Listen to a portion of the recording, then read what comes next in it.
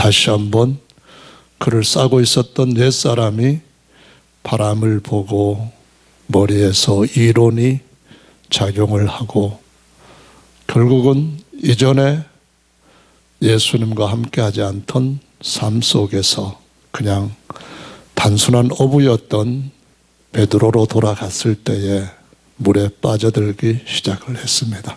그래서 오늘은 그 모든 말씀들을 생각하시면서 에베소 4장 21절부터 24절 말씀까지를 함께 봉독해 보겠습니다. 시작.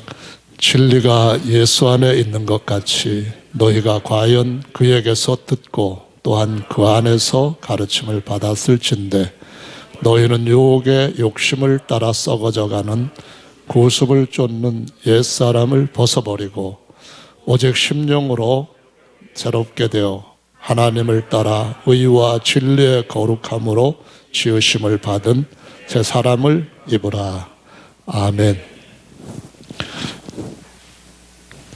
여기 보시면은 한 노인이 보입니다.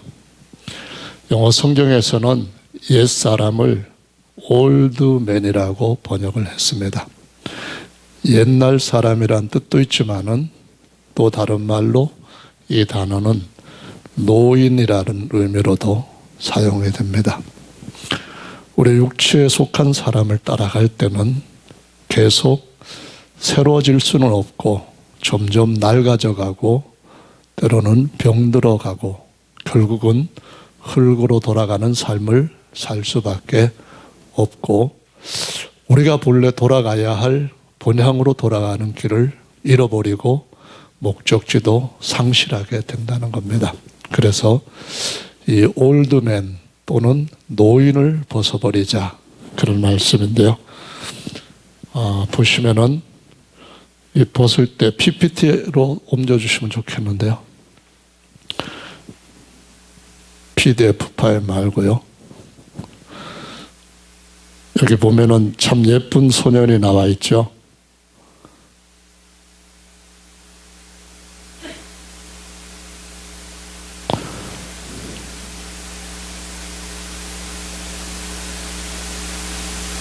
또 앞에 페이지부터 보겠습니다. 자, 이 노인을 껍데기를 벗겨보면은 안에 새로운 사람이 보입니다. 바로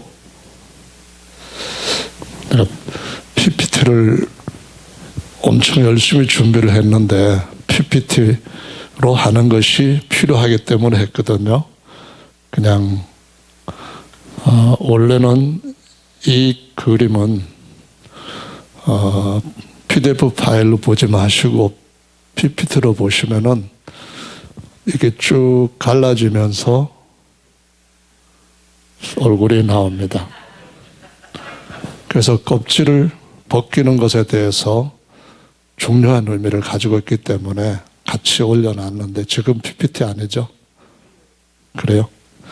자, 그 다음 보시면은 아까 그 아이와 그 노인과 이 아이는 얼굴이 정말 닮은 사람입니다. 같은 사람일지는 모르는데 열어볼까요?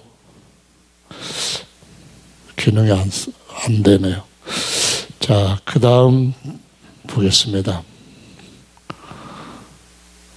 예수께서 우리를 자기 안에 우리가 받은 침례를 통하여서 장사를 지내므로 우리 겉사람을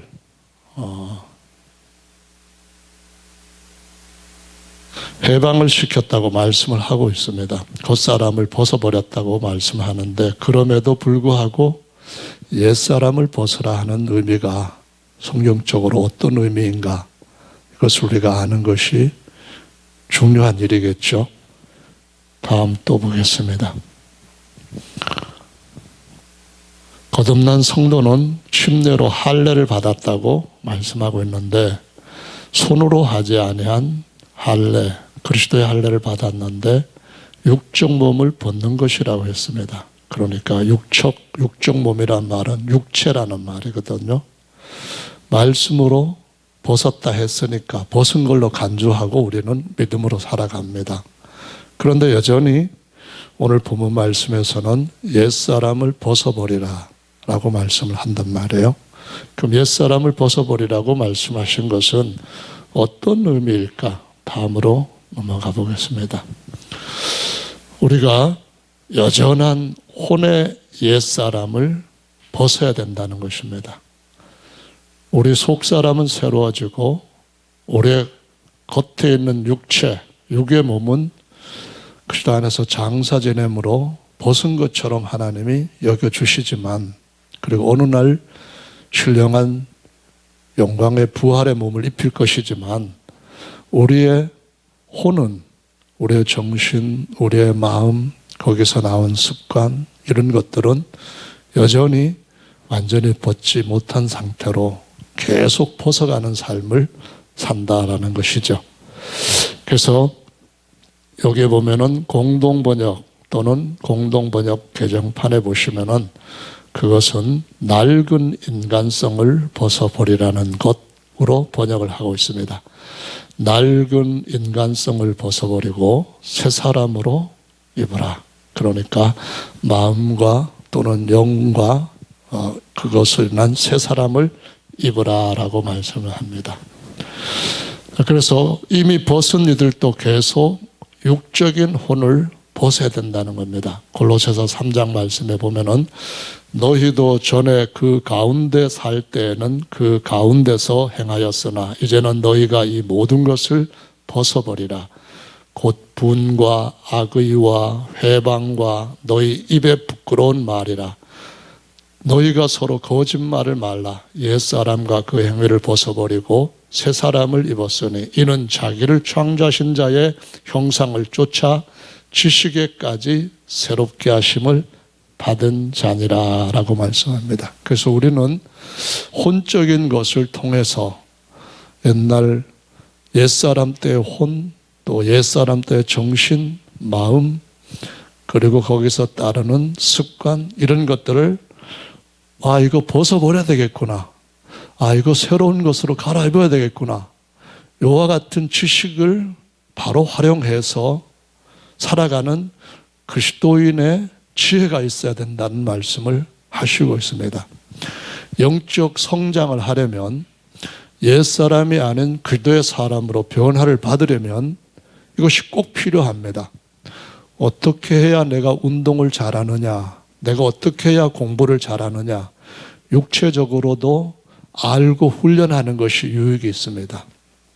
또 경건도 연습을 해야만 좀 더 하나님 앞에 하나님과 같은 그리스도와 닮은 사람으로 성장을 할 수가 있다는 겁니다. 그래서 우리의 인간 자체를 한번 본다면은 영과 혼과 육의 연합체로 되어 있는데, 여기 좀 어떻게 난독하게 글씨가 안 나왔네요. 모니터로 보는 거하고 달라졌는데, 영은 셈이 그 그림자 또는 모형으로 우리에게 삶을 보여주고요. 혼은 야벳, 육은 누굴까요? 함이라고 하는 존재가 우리 속에 공존하고 있습니다. 그래서 우리가 처음 아담 안에서 태어날 때 누구든지 다 요 세 종류의 사람이 함께 한 사람을 이루고 있는 겁니다. 우리의 전 인격 안에는 셈이 있고 야벳이 있고 그 다음에 함이 있습니다. 그런데 성경 말씀에 보시면은 셈은 하나님의 장막에서 섬기는 자라고 말을 해요. 우리 육체를 하나님의 집이라고 생각한다면은 우리 안에 있는 영은 하나님과 교통이 이루어지는 존재예요. 하나님과 교통이 이루어진다는 것 갖다가 신통이라는 표현도 쓰고 영통이라는 말도 써요. 사람하고 통하게 되면은 인통이라는 말을 쓸 수가 있겠죠.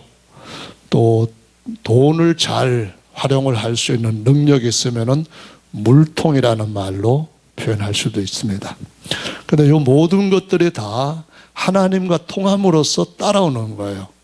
셈이 하나님을 잘 섬길 때, 그리고 셈 아래 그 밑에서 따라와야 할 존재들이 잘 따를 때 어떤 일이 일어나는가 하면은 요셉의 육신적인 것 또는 요셉의 인간적인 혼적인 상태는 굉장히 힘들고 괴로웠어도 하나님 항상 요셉 뒤에 하신 말씀을 보면은 그가 다른 사람이 죽어나가는 사형시키는 그 심한 죄인들을 가두는 감옥에 갇혔을 때에도 형통하였더라라고 말씀을 하고 있습니다.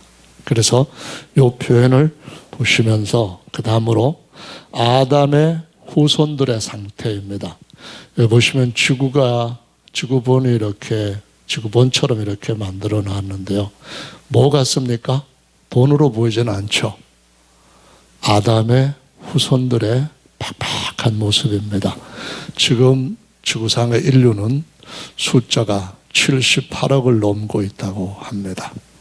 이 모든 사람들의 상태가 어떠하냐? 영은 생명의 영이신 하나님과 분리되어 죽어 있습니다. 이 글씨 안 보셔도 제가 읽을 거니까 그냥 너무 신경 쓰지 마시고, 하나님께서 만든 영을 속사람이라고 부르고 있습니다. 그래서 사람을 가리켜서 생물이지만 생물로 끝나지 않고 혼을 가지고 있기 때문에 생혼이라고 하고요.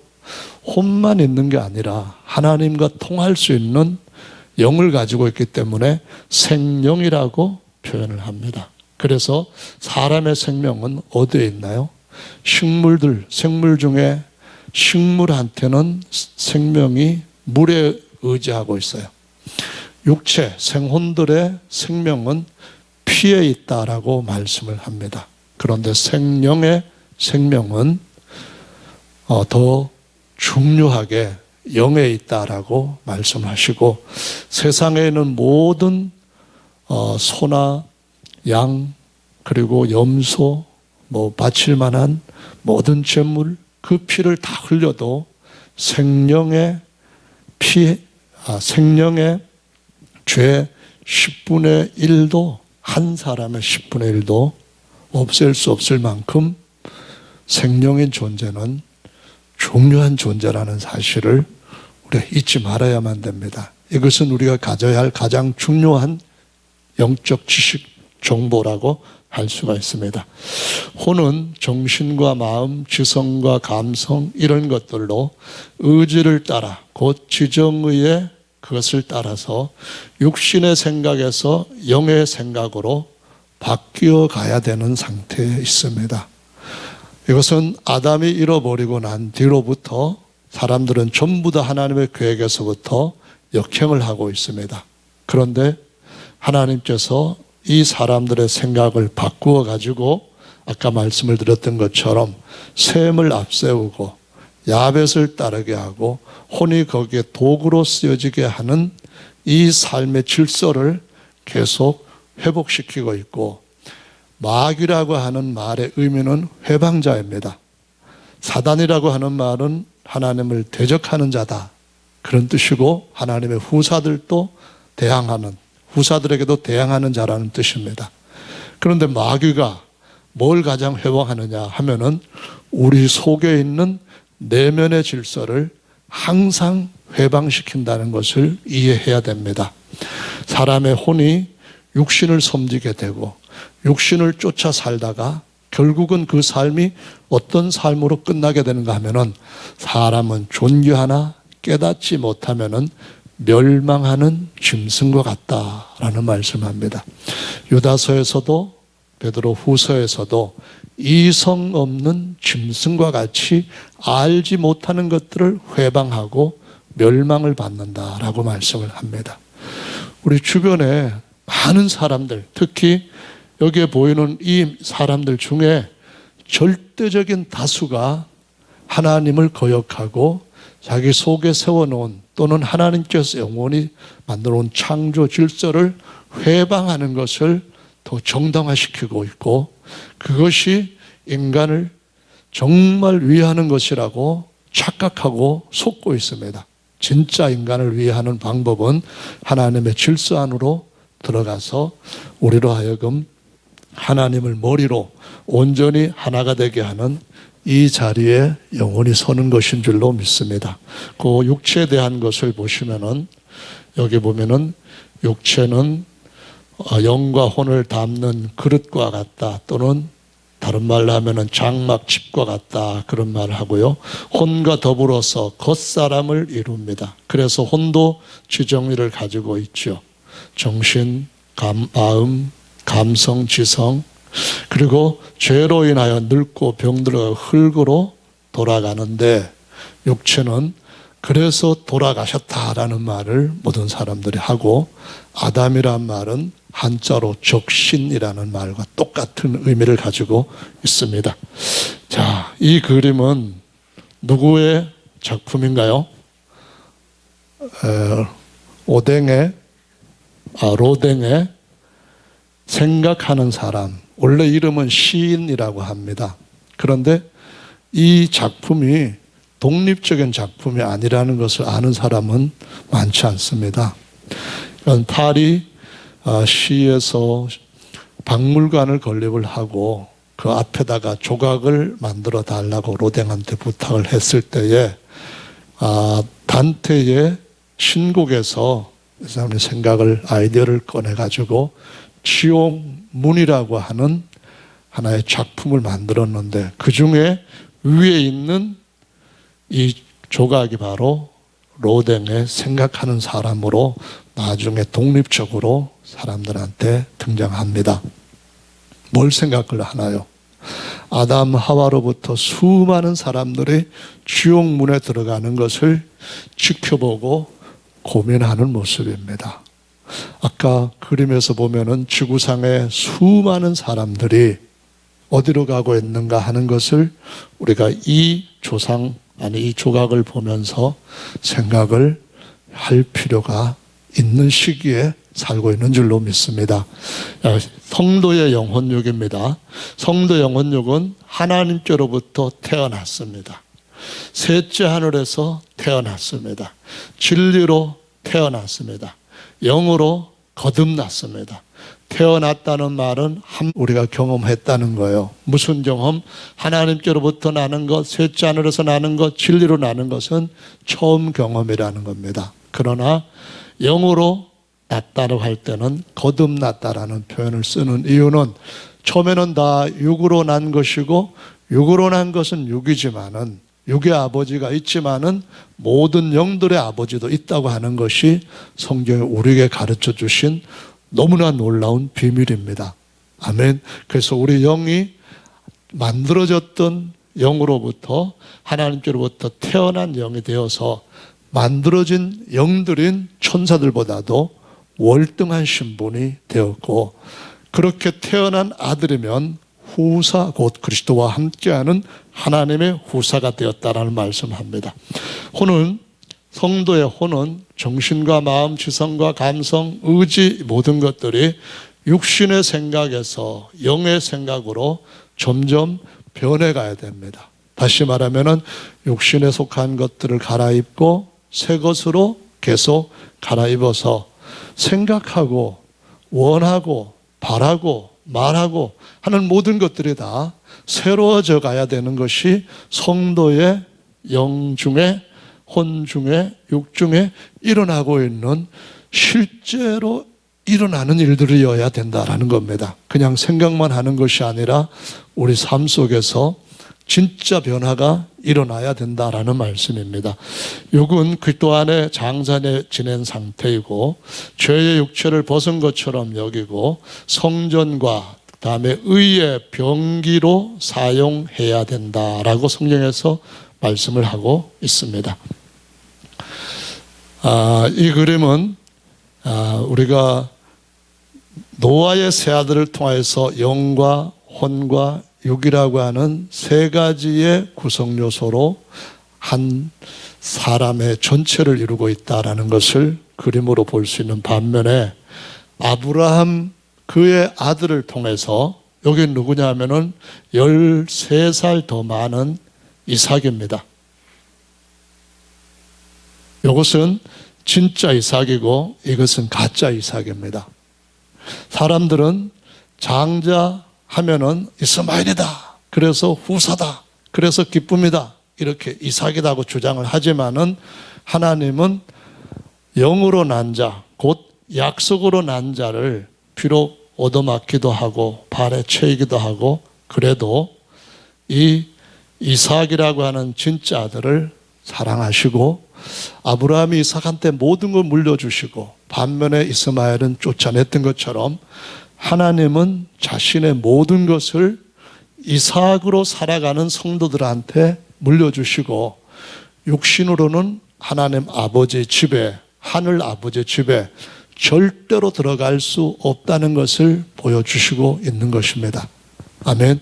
그래서 성도에게 있어서는 두 가지의 사람이 같이 연합되어 있습니다. 옛사람과 새사람, 그래서 이스마엘과 이삭 이렇게 되어 있는데요. 우리에게 영은 아들의 신분이 되었습니다. 그런데 아직까지 육체와 겉사람은 아들이 아닌 종의 생각에 너무 길들여져 있고 종처럼 행동하려고 하는 것이 있어요.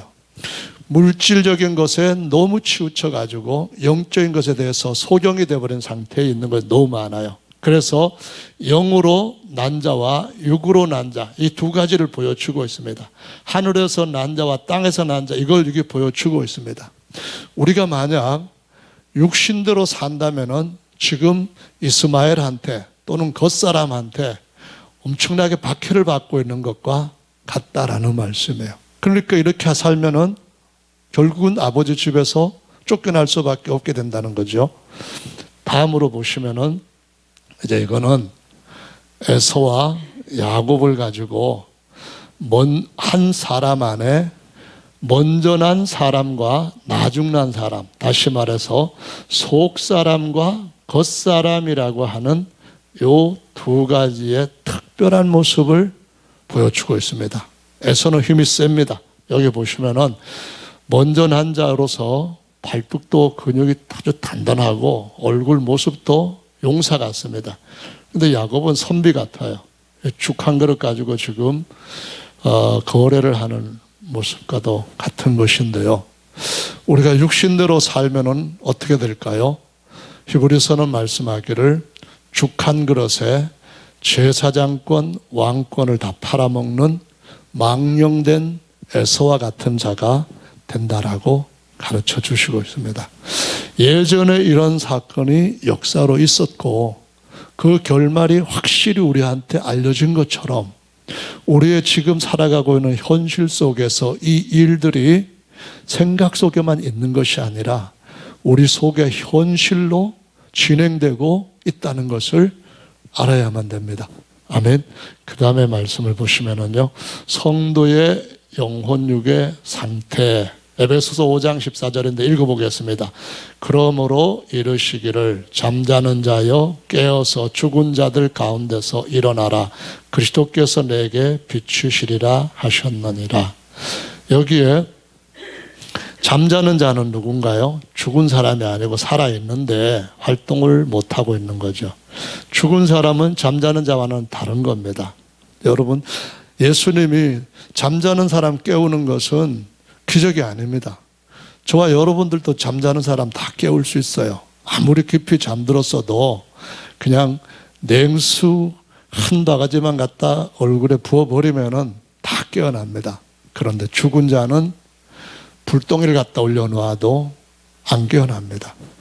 우리가 세상에 아까 78억 수많은 사람들 중에 잠자는 자와 죽은 자가 어떻게 다른가 하는 것을 모르고 그냥 대충 신앙생활을 한다고 한다면은 하나님이 우리에게 주신 은혜가 얼마나 놀라운지를 전혀 느끼지를 못합니다. 원래 우리에게 있어야 될 어떤 감성 지수 같은 것을 영적으로 설명을 할 수 있는 것이 있는데요. 하나님께 대한 감정, 또 우리 형제, 우리 지체에 대한 감정, 이것이 어떤 사람은 지수가 너무 낮아가지고 느껴지질 않는 거예요. 하나님께서 내게 해주신 일들, 지금 하고 계시는 일들, 앞으로 하실 일들 느껴지질 않는 거예요. 그럼 어떻게 되나요? 이런 지수를 높여야 됩니다. 머리는, IQ는 잘 높아지지 않는다 할지라도 현 삶 속에서 우리 짧은 인생 중에 다른 부분들은 다 기도와 함께 그의 도우심을 따라서 증가시킬 수 있다는 것을 알고 증가시키는 일에 저와 여러분들이 힘을 쓰고 거두어야 됩니다. 열매를 거두어야 되는 줄로 믿습니다. 아멘. 그래서 영이 졸거나 자는 사람이 있고요. 또는 혼이 죽은 사람, 뇌사 뭐 이런 얘기로 할 수도 있습니다. 특별한 경우죠. 혼이 죽었는데 심장은 그냥 뛰고 있으면은 이 사람은 죽었나요? 살았나요? 죽은 사람이기도 하고 그러나 죽지 않은 사람이기도 합니다. 그래서 우리가 육체 관계에 대해서 이런 것들이 어떤 것인가 하는 것을 생각을 할 수 있고요.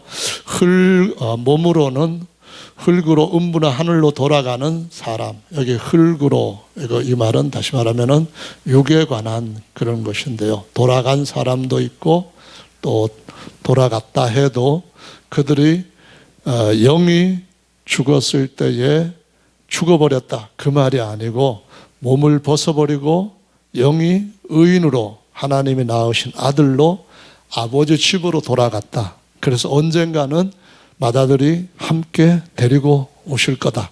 그때가 되면은 우리의 낮은 몸이 자기의 영광의 형체같이 갈아입는 일이 일어날 거다. 그때까지 우리가 거기에 참여하기 위해서는 어떻게 되냐면은 이 혼이 하나님 앞에서 정상적으로 계속 옛 것을 벗어버리고 새 것을 갈아입는 삶의 부단한 경주를 해야 되는 줄로 믿습니다. 아멘. 자, 여기서 보면은 누구 같아요? 예수님께서 십자가를 지고 가시다가 쓰러지셨을 때에 알렉산더라고 하는 이가 십자가를 억지로 대신 지고 가는데요. 이 후손들이 복을 많이 받았다고 전승에서는 나오고 있습니다. 성도에 사는 삶은 육체가 주인이 되고 영혼이 육체의 종이 되는 삶, 멸망하는 짐승 같은 삶, 그거 피해야 된다는 거고요. 혼이 주인이 되고 육체가 혼의 종이 되는 삶, 세상에서 성공을 추구해서 얻고자 한 것을 얻었다 할지라도 이거 금방 사라지는 그냥 헛된 삶이다라는 거고요. 영이 주인이 되고 혼과 육이 영의 종이 되는 삶은 하나님의 제사장으로서 영원히 왕노릇할 삶이었어요.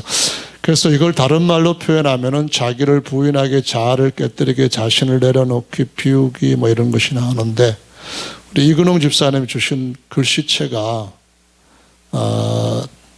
잘 보이는 그런 글씨체가 있어서 그걸 썼는데, 지금 저기 컴퓨터가 다른 기능이라든가 이 글씨체를 지원을 못하고 있는데요. 어쨌든 또 다음 번으로 넘어가 보겠습니다.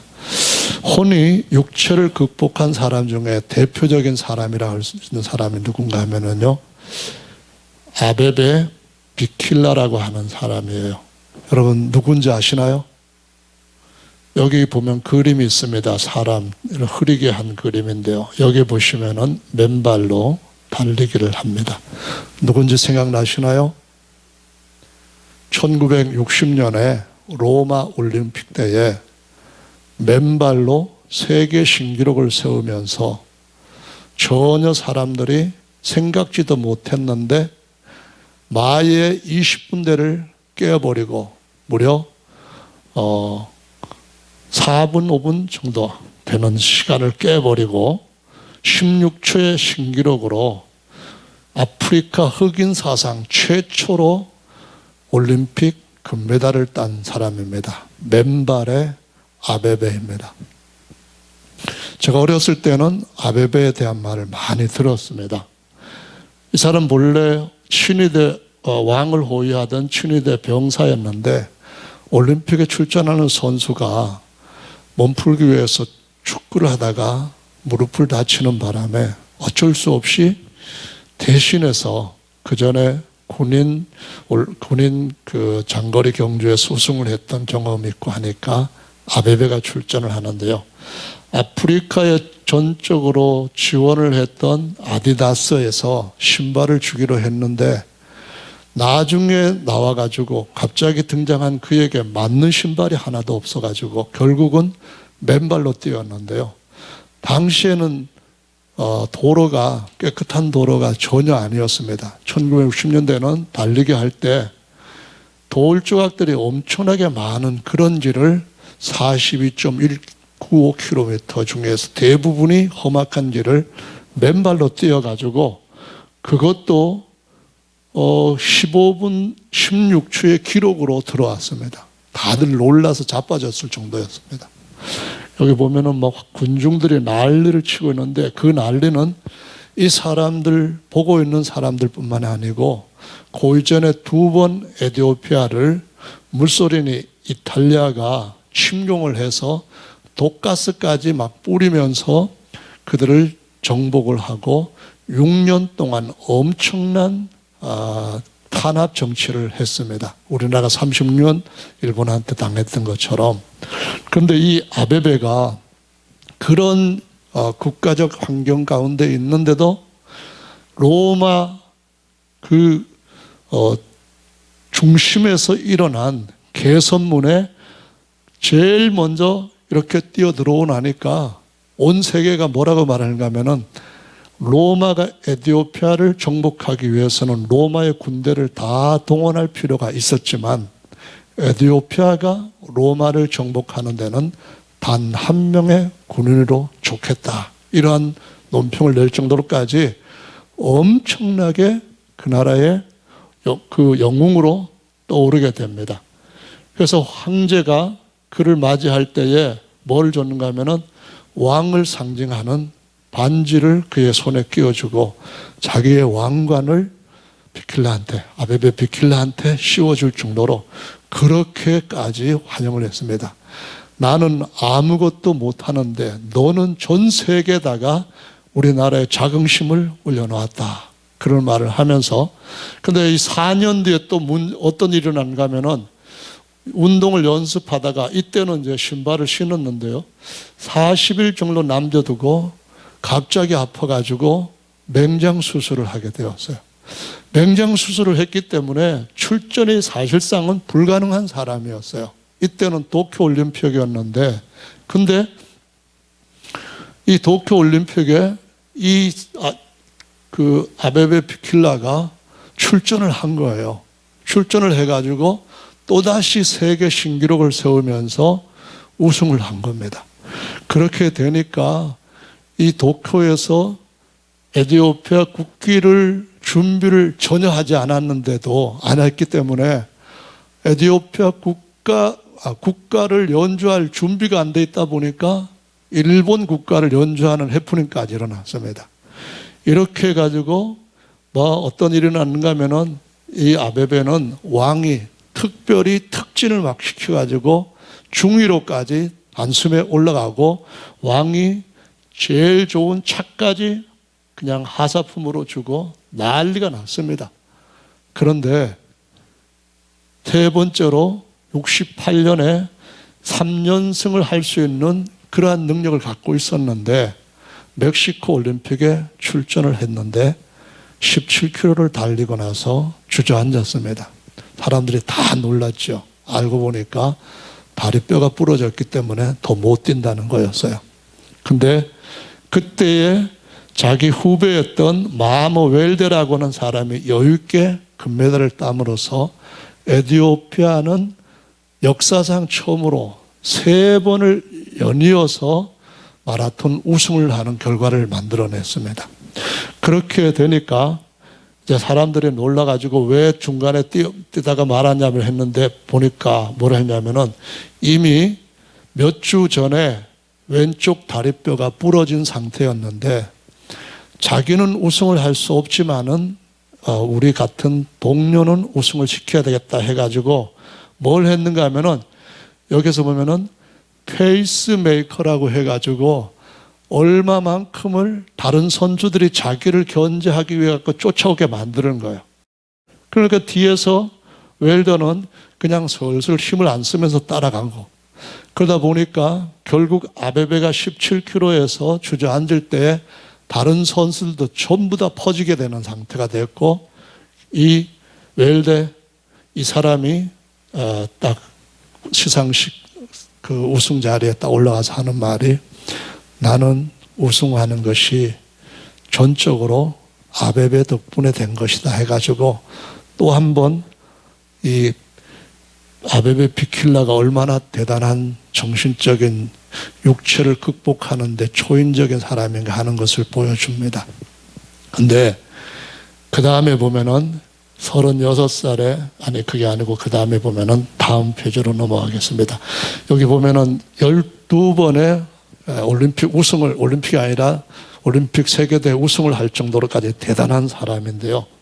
근데 왕이 준 차를 타고 어느 날 가다가 빗길에 차가 흉창에 빠지는 바람에 목이 부러지고 허리가 탈골돼 버렸습니다.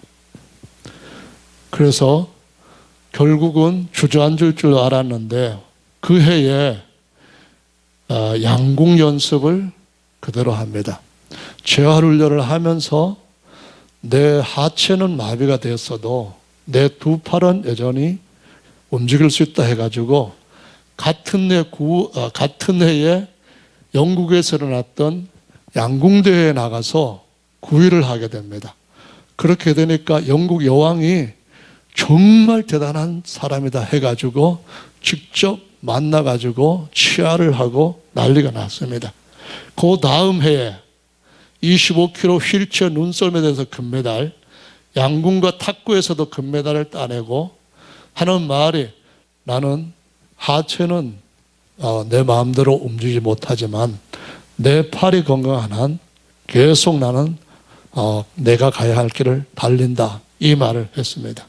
그 결국은 그가 휠체어를 타고 가다가 교통사고를 당해서 73년 10월 달에 41살의 나이로 죽음을 맞이하게 되는데요. 이 사람이 죽었을 때에 그 조문객 수가 6만 5천 명이 몰릴 정도로 영웅이었다 얘기합니다. 이 말씀을 드리는 이유에 대해서 여러분의 주목을 해야만 됩니다. 우리 혼이 육체를 정복하고 우리 혼이 세상의 사람들 앞에 우리 자신의 이름 또는 내가 속해 있는 세상의 나라 또는 내가 속해 있는 어떤 군인이라고 하는 단체, 여기에 대해서는 아베베만큼 정말 영웅적인 능력을 발휘한 사람은 세상에서 찾아보기 힘듭니다. 그런데 이렇게 어려움을 또 다른 더 값진 목적을 향하여서 쓸 수 있다고 한다면 그 결과는 어떻게 될까요? 우리 인간들이 하나님 앞에서 어떤 목적을 설정을 하느냐에 따라서 우리 인생들은 달라질 수밖에 없고요. 그 목적은 영원하고 중요할 수도 있고 아니면 일시적일 수 있고 사람들한테는 큰 주목을 받지만은 하나님은 전혀 거기에 대해서 관심이 없는 그런 삶을 살 수도 있다는 것을 이 사건을 통하여, 아니 이 사람을 통하여 우리가 볼 수가 있습니다. 지금도 아베베는 모든 사람들 앞에 대단한 영웅으로 어려움을 겪고 있는 사람들에게 이 사람처럼 성공할 수 있다, 이 사람처럼 모든 일에 삶을 바꾸어 가서 사람들 앞에 인정받을 수 있다, 이러한 그런 귀감의 인물로 쓰여지고 있습니다. 이것은 지난 시간에 드렸던 조지 워싱턴 카버에 대한 이야기입니다. 1860년부터 1864년 어느 해에 태어난 날짜는 아무도 모릅니다. 10명의 형제들과 1명의 누이가 있었는데 막내로 태어났는데 당시 독일에서 미국으로 이민 온 한 가정, 모세라고 하는, 그렇게 모지스라고 하고 불리는 그 가정에 돈으로 팔려서 왔다가 어머니와 누이는 노예를 잡아다가 훔쳐다가 팔아먹는 노예 상인들한테 끌려가고 그냥 넝마에 쌓여있던 채로 버려졌다가 겨우 찾아서 살려놓은 사람인데 엄청나게 어려서부터 약한 질병으로 고통을 당하고 말을 할 때도 엄청나게 더듬어가지고 많이 제가 장미를 옮겨 심었는데요. 장미는 햇볕을 좋아하거든요. 뭐 이런 식으로 하는데 이 사람의 특색을 제가 말씀을 드린다면요. 그 잠깐 앞에 보시면은 대단한 성공을 한 사람이라는 거예요. 여기 보면은 에디슨이 그 당시에 자기 회사에 와서 같이 일해주면은 연봉 10만 달러를 주겠다고 했는데요.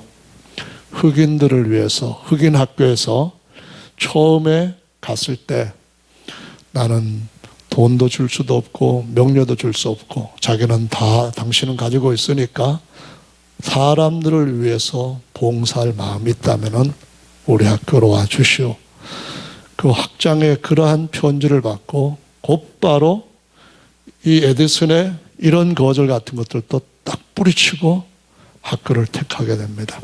그래서 이 사람에 대한 것은 여기 루스벨트 대통령이 이 카버를 만나가지고 하는 얘기인데요. 나중에 카버가 죽었을 때 내가 조지 워싱턴 카버 같은 사람을 알게 된 것은 정말 내 생애의 가장 큰 영광이다. 이렇게 말할 정도로 가장 비천하게 태어나서 미국에서 가장 존경받는 사람으로 살았는데 이 사람의 특징을 몇 가지를 보겠습니다. 저는 이 사람의 얘기를 자료들을 찾아서 보면서 눈물을 많이 흘렸습니다. 정말 많은 면에 예수님을 닮은 사람 같았어요. 비천하고 아주 힘들게 태어나서 어린 시절을 보냈지만은 하나님 앞에 어느 시점에서부터 하나님을 믿기 시작하고 그분을 의지하고 자기 민족의 그 끔찍한 사건 이것에 대해서 그 현실에 대해서 그들을 살리고 더 나아가 미국인들까지 전체에 경제적인 엄청난 영향을 끼치는 일을 했습니다. 노예 아들로 태어나서 철저히 고아로 버려졌던 자인데요. 자신에 대해서 한 번도 비관하거나 연민에 빠진 적이 없습니다. 제가 이 사람에 대한 자료를 정리하는 대로 카톡에 올려보겠습니다. 너무 많은데요. 한 번도 백인들에 대해서 증오에 어떤 연결된 언급 한마디를 한 적이 없습니다. 그렇게 처참하게 자기 동족들이 백인들 앞에 자기가 보는 자리에서 어렸을 때 불에 타서 죽는 것들도 보고 자기 어머니를 탈취해 가가지고 어떻게 했는지도 생사도 전혀 모르는 끊임없이 흑인이라고 하는 것 때문에 남북전쟁 끝나고 바로 그 시기거든요.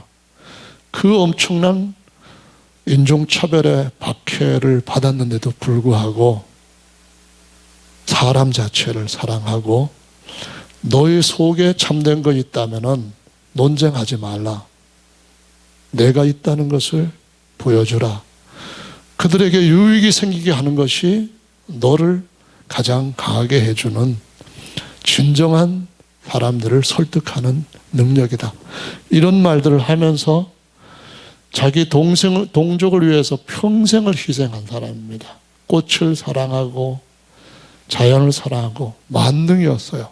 그 어려운 환경 가운데도 그림을 그리는 게 지금도 유명한 프랑스 박물관 같은 데에 전시되어 있을 정도로 그것도 유명한데 그 길도 다 마다합니다.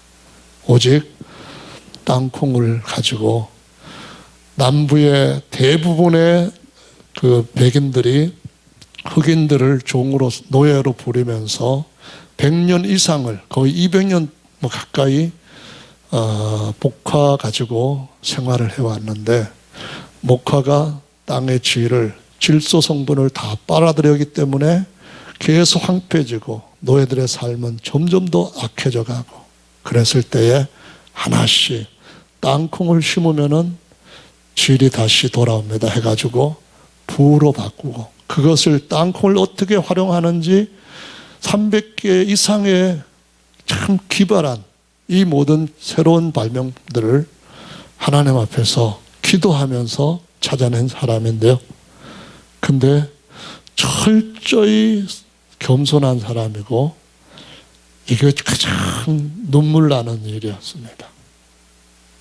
이렇게 대단한 사람이 너무나 아쉽고 안타까운 것은 누가 그에게 참된 진리의 복음을 전했더라면 그것이었습니다. 여러분, 에티오피아는 특별한 나라입니다. 그리고 이 카보한테 영향을 끼쳤던 사람도 에티오피아에서 끌려왔던 노예 가정이었습니다. 하나님이 어디에서 어떤 일을 하실지 모르는데요. 1991년도와 그 이전에 이스라엘 사람들은 에티오피아에 있는 검은 피부의 이스라엘 백성들을 한 번은 8,000명, 한 번은 14,200명 이스라엘 나라로 이렇게 이송하는 작전을 해서 성공적으로 마친 일이 있습니다. 에티오피아에는 언제부터 그리스도에 대한, 아니 하나님에 대한 것이 있었냐 하면은 솔로몬의 영광을 소문으로 듣고 스바 여왕이 찾아왔고 얼마 있다가 돌아갈 때에 솔로몬의 아기를 가지고, 그러니까는 씨를 가지고 돌아가서 1800년대에 영국의 선교사들이 에티오피아에 갔을 때에 놀라운 사실을 발견했는데, 에티오피아에 유대인들과 똑같이 율법을 지키는 사람들이 있는 걸 보고 그들을 추적을 하고 봤더니만 자기들이 하는 얘기가 솔로몬의 후예라고 하는 말을 하고, 그래서 이 에티오피아의 공산 정권에 들어오면서 솔로몬의 후예 유대인들을, 이스라엘과 소련은 굉장히 앙숙이기 때문에, 특히 이스라엘은 미국과 같이 엄청난 힘을 갖고 있기 때문에 멸절시키는 데서부터 구출해내는 작전을 합니다. 그래서 48시간 동안에, 1991년도에 48시간 동안에 비행기를 37대를 투입을 해가지고 한 사람도 다친 사람 없이 14,300명 정도를 불과 48시간 안에 이스라엘 공항에다가 안착을 시킵니다. 근데 그때에 이스라엘에서 그 외무부 장관이 에티오피아에 가가지고 그 대사관 주변으로 이 흑색 이스라엘 백성들을 모이게 하고 그들을 싣고 하는데, 마지막 비행기에 반드시 귀환하라고 하는 총리의 명령을 거절하고, 이 백성이 피부는 검지만은 3,000년 동안 자기 고향으로 돌아가기를 기다렸던 사람들인데 14,000 몇백 명 보내고 난 뒤에 여전히 다 타지 못한 사람들이 있는데, 이 사람들을 내가 끝까지 내가 힘닿는 대로 보호해야 된다 해가지고 총리의 명령을 거역하고 대사관에 남았다가 마지막까지 그 일을 수행하고 귀환을 하는 걸 보게 됩니다.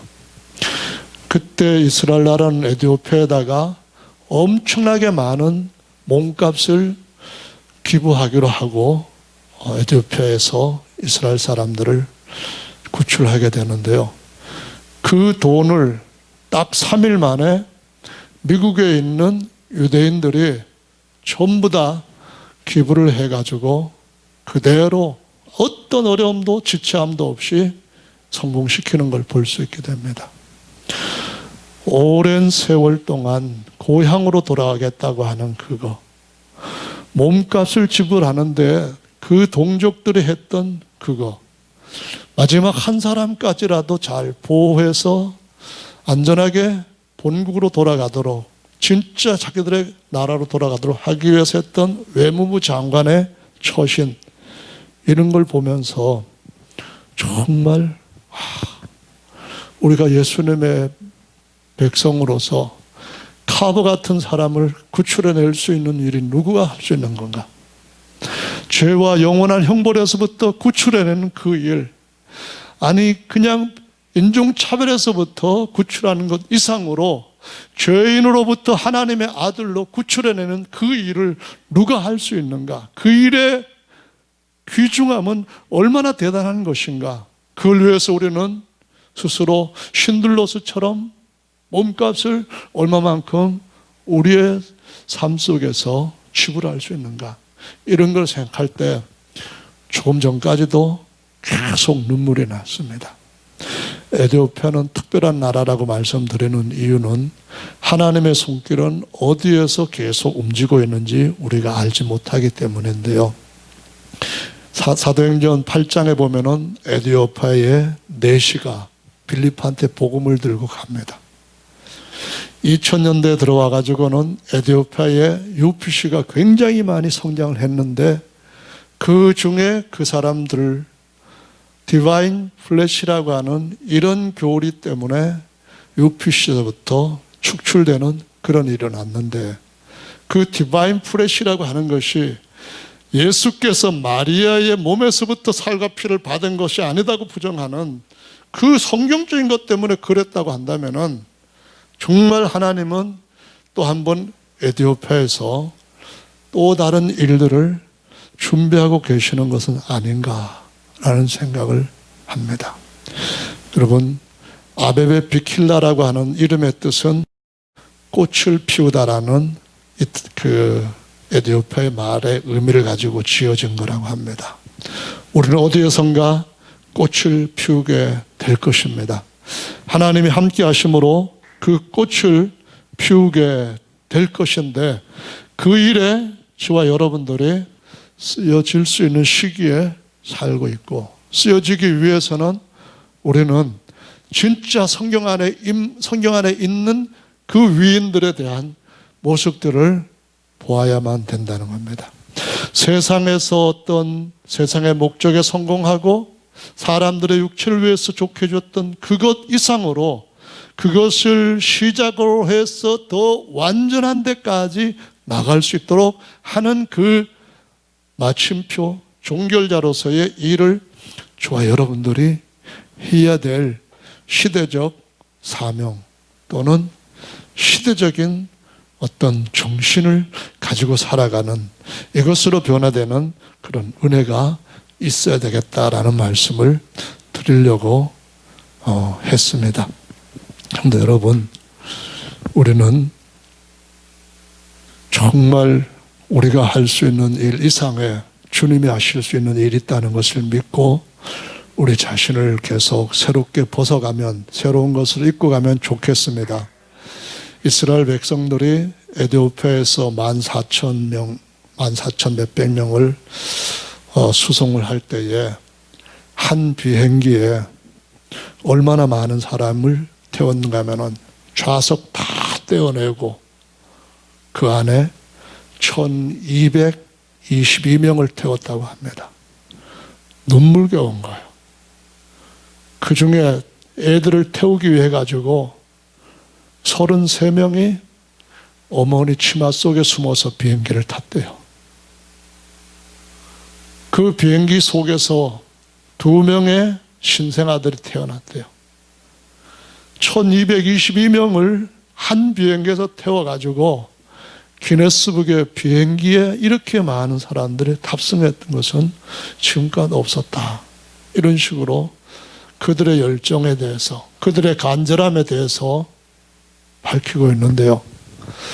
이 사람들이 전체 14,350명 그 정도 되는 숫자 중에서 비행기에서 태어난 아이만 해도 11명이었다고 합니다.